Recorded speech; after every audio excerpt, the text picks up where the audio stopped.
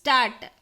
I thank you all for the kind reception which you have given me and for the enthusiasm with which you have greeted me.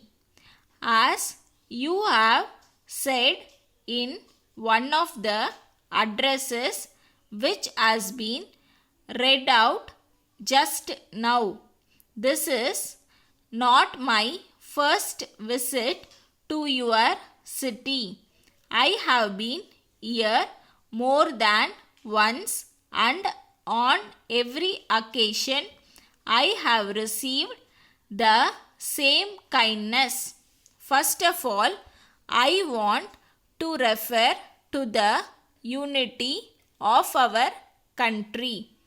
The sense of oneness in our country has to be emphasized in the present circumstances. We should not think that our unity is a matter of course and that it can bear all kinds of strain to which it may be exposed.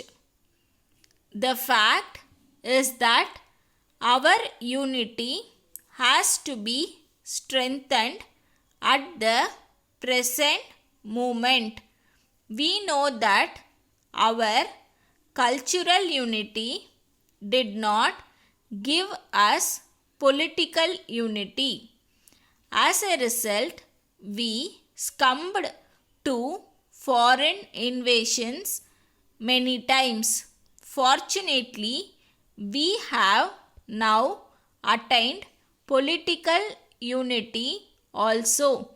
Under the circumstances, it will be easier for us to preserve our cultural and political unity.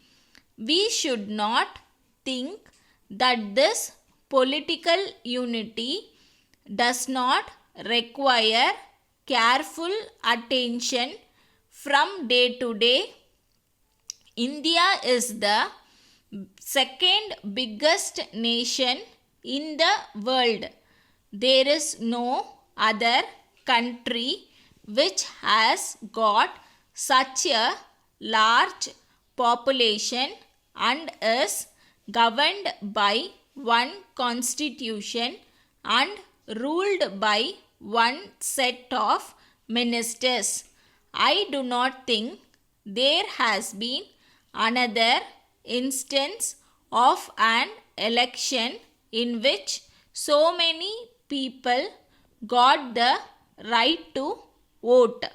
The next general election will be coming during the next few months. At present, numbers count more than anything else. As a matter of fact, India can play a great part in the world today. So, there should be no occasion for undesirable rivalries.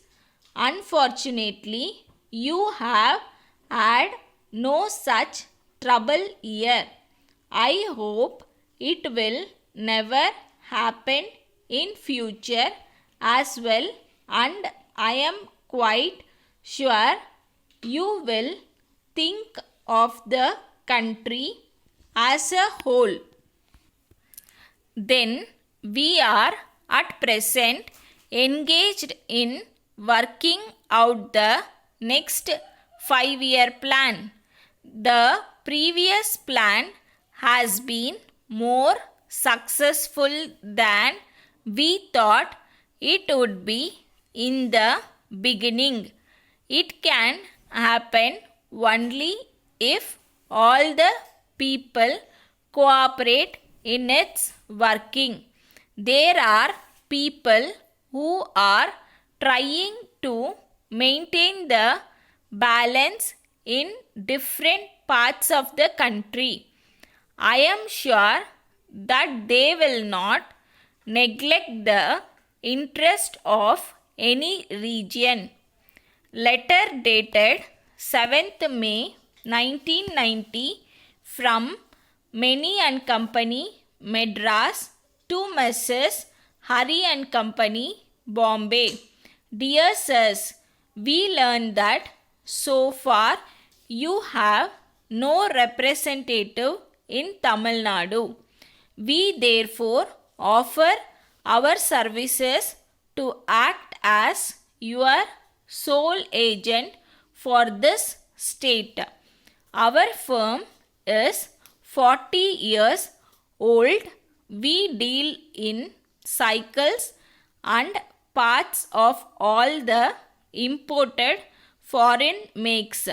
We are the main suppliers of these goods to all the important dealers in this state.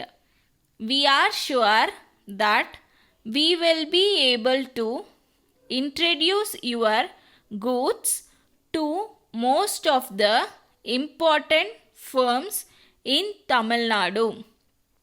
We hope to give you a monthly business of rupees 20,000. So far as our terms are concerned, we would like to have 20% commission and refund of advertisement charges.